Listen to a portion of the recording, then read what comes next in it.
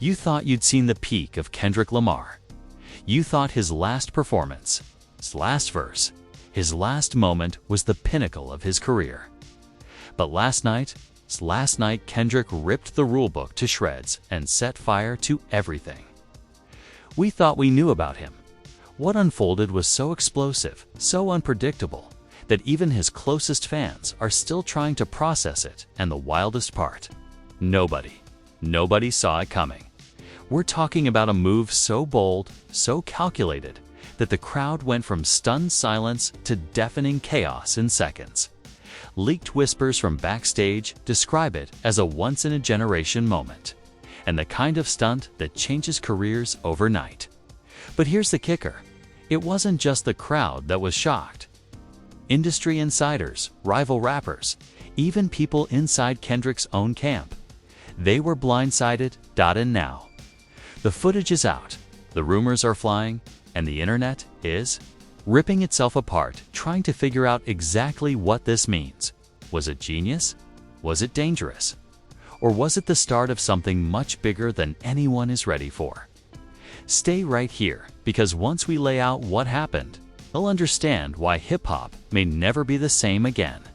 To really understand the insanity of what Kendrick Lamar just pulled off, you need the full picture, the context, the quiet, tensions, and the little clues that, in hindsight, were screaming that something massive was brewing.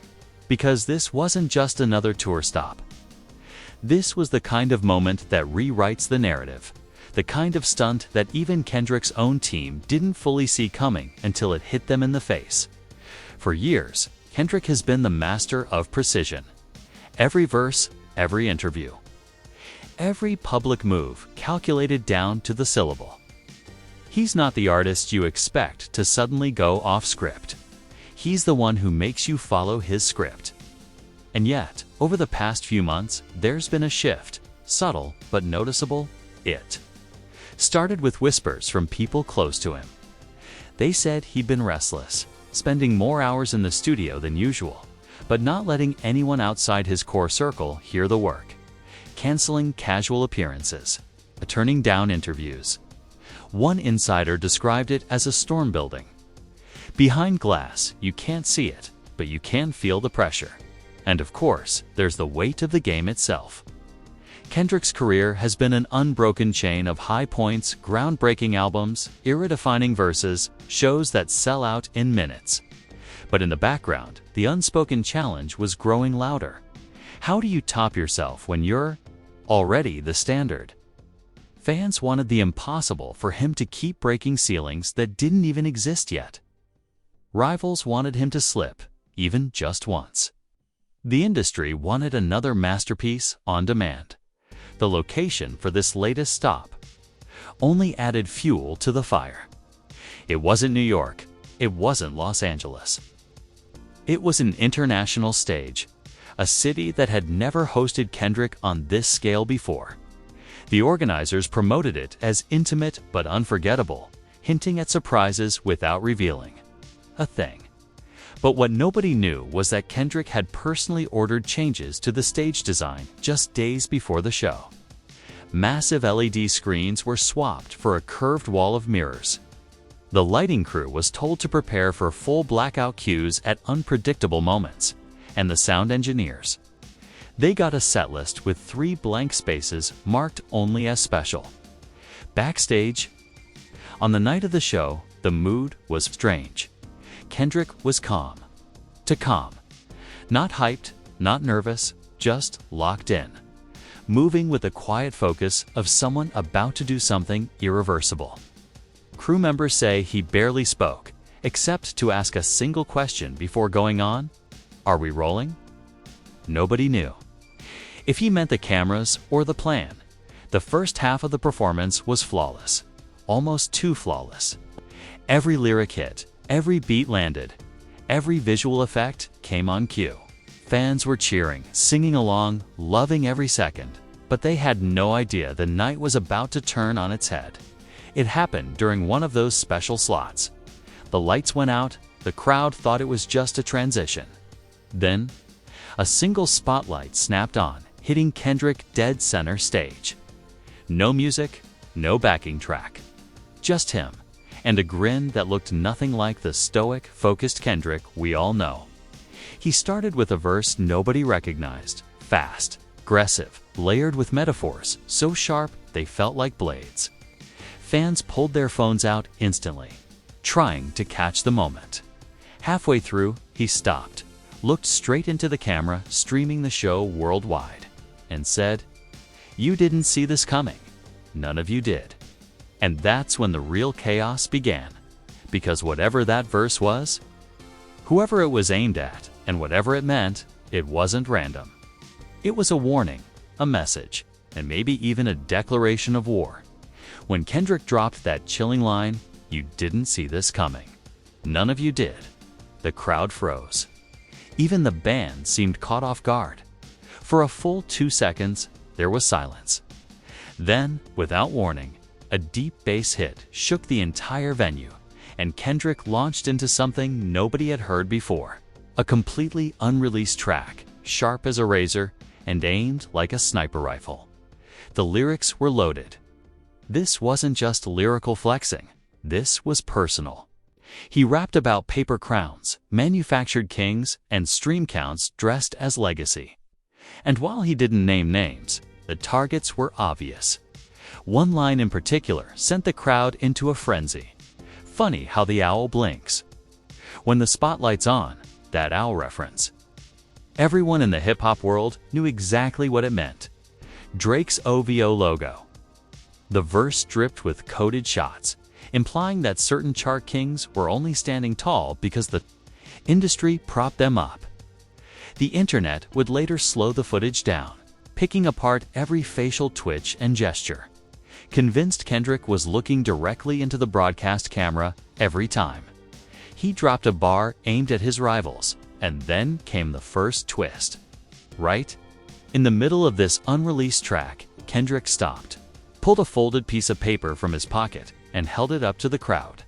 No one in the audience could read it, but on the massive mirrored wall behind him, the paper's reflection caught the light just enough to reveal 2 words in bold black ink. "Blacklist ready." Gasps rippled through the crowd. Fans had no idea what it meant, but industry insiders watching from home did. That phrase, "blacklist ready," is rumored to be internal industry slang for an artist who's about to be shut out, blocked from playlists, award shows, and major collaborations. The fact that Kendrick was holding that phrase in his hand, mid-performance, could only mean one thing. He was daring them to try it. Backstage whispers later confirmed what some feared. Kendrick had allegedly been warned by certain executives that if he kept pushing boundaries, if he kept refusing to play nice, there would be consequences. Instead of backing down, he put that warning on display for the world to see. The crowd's energy flipped.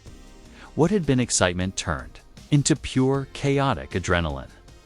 People were screaming, waving their arms, chanting his name. You could feel it. Kendrick wasn't just performing. He was fighting in real time, and then, out of nowhere, the giant mirrored wall behind him lit up, reflecting the crowd. But there was something off. In the reflection, certain faces in the audience were blurred. Not because of camera focus, but intentionally, like someone had digitally censored them. Moments later, fans realized the blurred faces matched individuals wearing backstage passes. People who weren't just concert goers, they were industry figures, label reps, and possibly even rivals associates. The message was clear. I see you. Social media exploded instantly. Twitter lit up with side-by-side stills of the blurred reflections, trying to identify who they were. Some claimed to spot a well-known streaming platform exec. Others swore one looked like a member of Drake's management team. Nothing was confirmed, but the theories alone were enough to send the rumor mill into overdrive.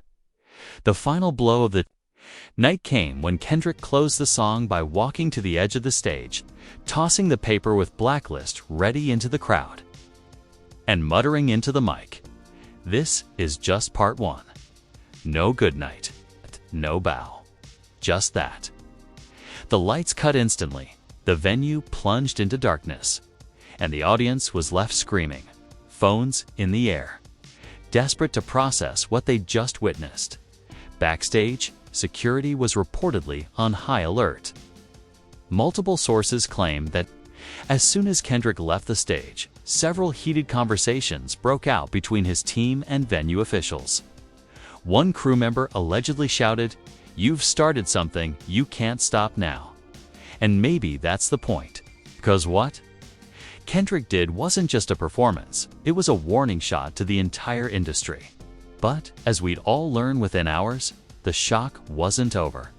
Because later that night, a private file started circulating in underground music forums, a file that claimed to contain part 2 of whatever Kendrick had just set in motion. And if the whispers were true, part 2 wouldn't just shake up the charts, it would burn them to the ground. The private file hit the internet at 2:46 a.m. It wasn't on YouTube. It wasn't on Spotify. It wasn't on any platform you could stumble onto by accident. No. This was buried in the shadows, shared on encrypted file links and password-protected forums frequented by diehard hip-hop archivists and industry leakers. The file name, Bastile PT2. Nobody knew what it meant, but the name alone set off alarm bells. When fans cracked it open, what they found was jaw-dropping. The audio began with the sound of a live crowd, the same Portugal audience from hours earlier, but the mix was cleaner, almost studio perfect. Then came Kendrick's voice, not rapping, but speaking. "Every king builds a castle. Every castle falls. I'm not here to rule. I'm here to tear the walls down." The bass hit, and Kendrick unleashed a verse even more venomous than the one from the stage. It was slower, more deliberate, like every word was dipped in gasoline. Legends on paper. But ghost in the room, counting fake streams by the light of the moon. Selling souls for a chart and a chain. When the truth drops, you won't say my name. By the second verse, things turned personal. He referenced midnight phone calls, contracts in blood, and a puppet with an owl stitched in gold. The crowd in the background could be heard reacting in real time, gasps, shouts, and a stunned silence after one particular line. "Your greatest hit was the day they built your throne. And I'm here to take the screws out." That owl. Reference again, no mistaking it. And this time, it wasn't just a hint. It was a direct line of fire. The kicker came in the last 20 seconds of the track. The crowd noise faded, replaced by a single metallic clink, like a key hitting the floor. Then Kendrick's voice, whispering, "7 days." And it cut to black. If this was a leak, it was surgical. If it was intentional, it was war. Within minutes, clips from Bastile PT2 were all over Twitter and TikTok. The hashtag 7 days exploded, with fans speculating that Kendrick had set a countdown to something monumental, a diss track, an album, maybe even a tell-all documentary about the music industry's dirtiest secrets. One theory gaining steam: that Bastille referred to the storming of the Bastille in the French Revolution, a symbolic reference to overthrowing the elite. If that's true, then the walls Kendrick promised to tear down might not be metaphorical at all. And the timing couldn't have been worse for his rivals. Just hours before the leak, Drake had been spotted in New York City, leaving a private dinner with 2 major streaming executives. The paparazzi pics went viral almost instantly, especially after fans claimed he looked tense and distracted. The blogs had a field day. One headline read, "Did Kendrick's shot land? Drake looked shaken after Portugal chaos." Another claimed insiders overheard Drake saying, "I'm not letting him control the story." But here's where the story twisted again. By mid-morning, Bastile PT2 was gone from every leak forum. Not just deleted, wiped clean. Posts vanished. Accounts that shared it were deactivated. Even archived pages from the Wayback Machine started returning errors. Fans accused labels of sending takedown orders.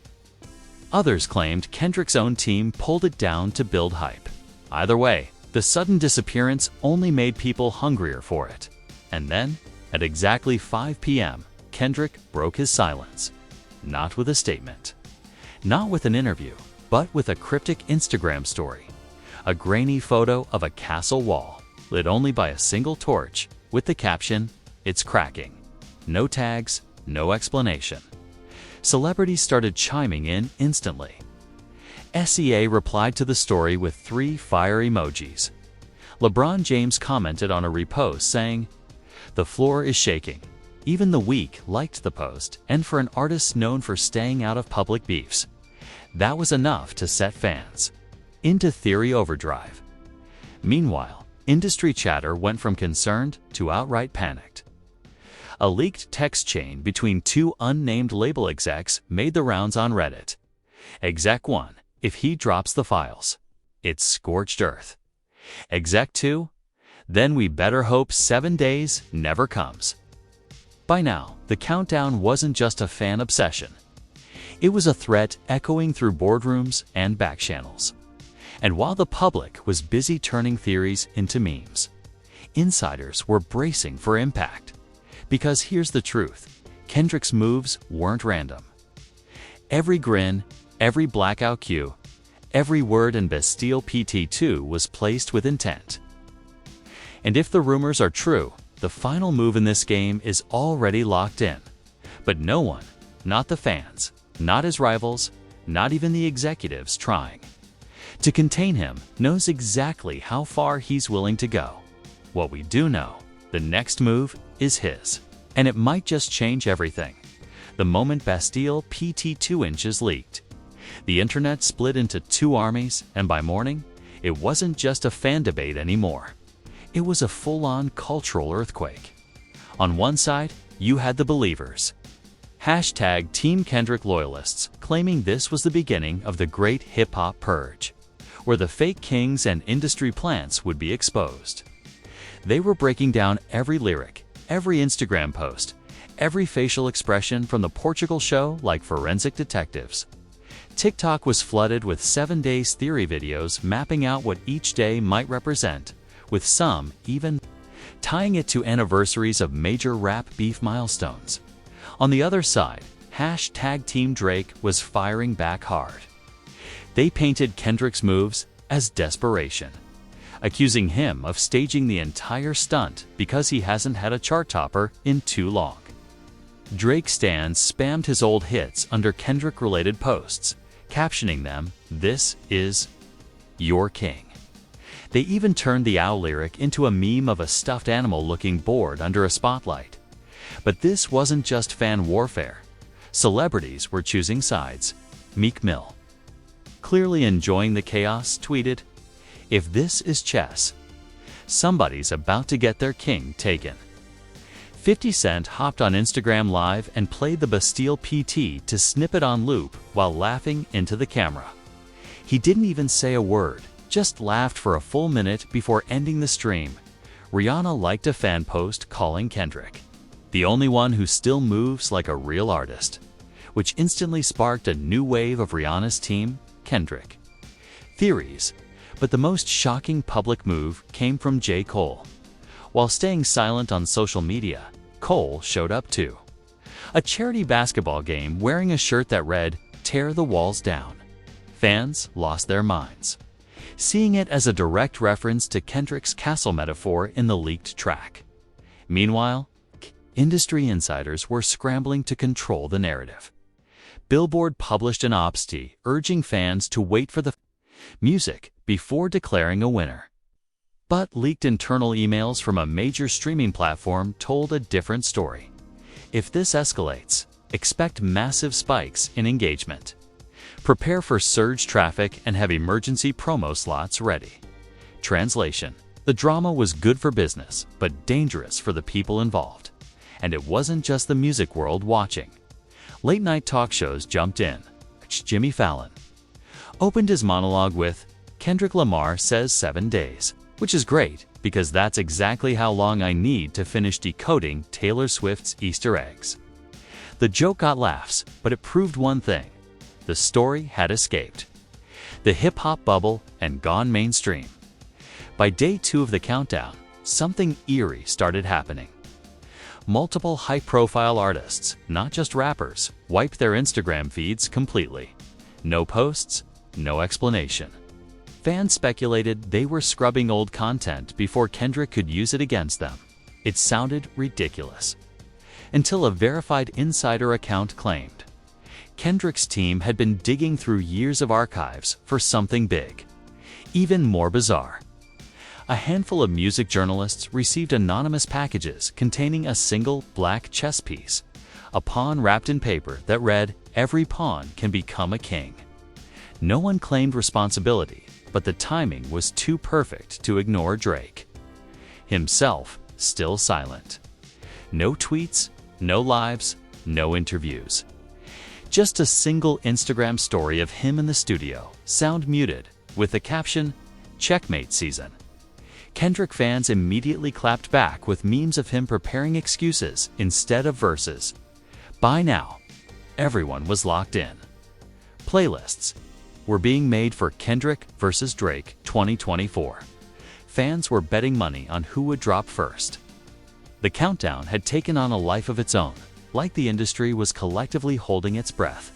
But as the clock ticked down, Kendrick wasn't done twisting the knife.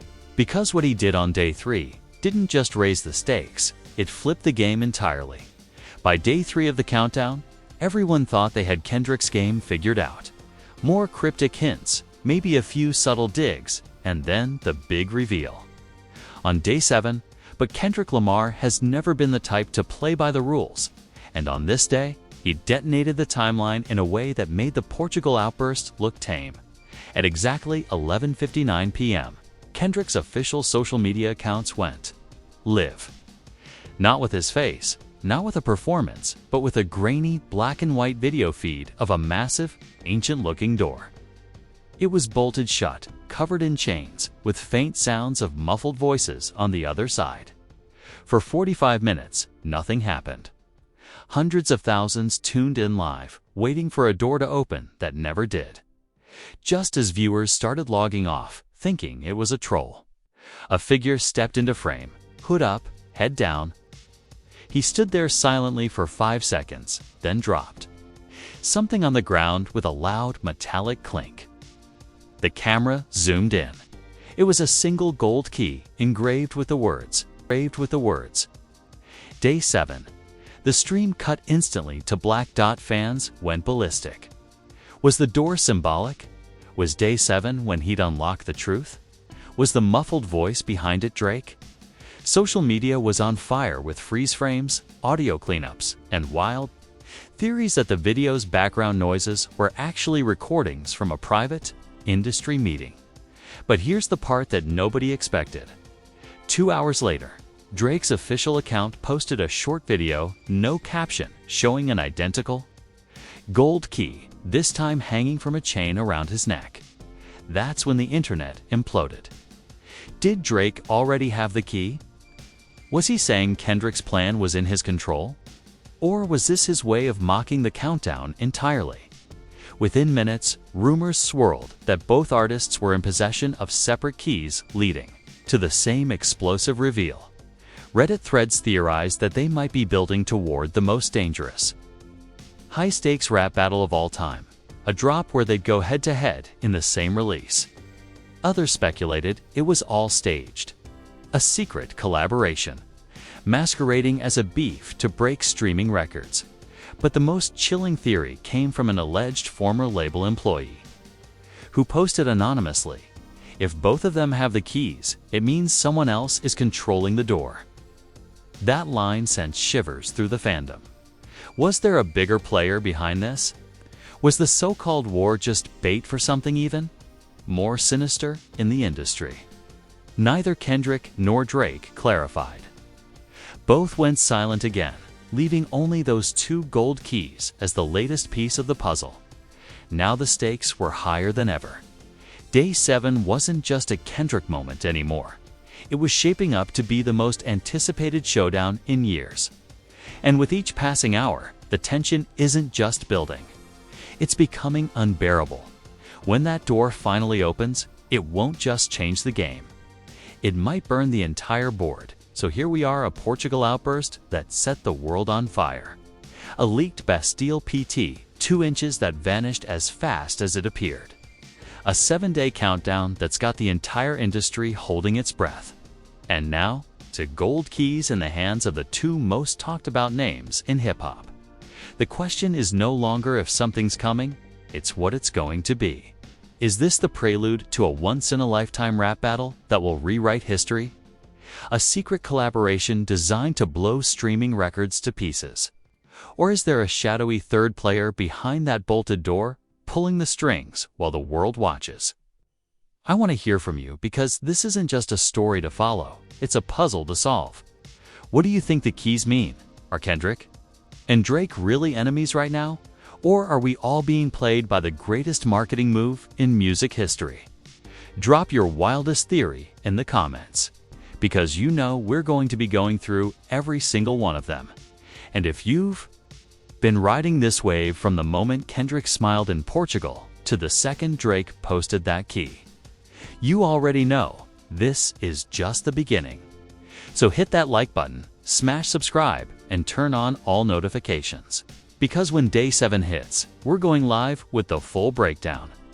Frame by frame, lyric by lyric, reaction dash by dash reaction, the door is locked. The keys are in play. And in a matter of days, the world is going to find out what's been waiting behind it. The only thing left to ask is, are you ready to open it?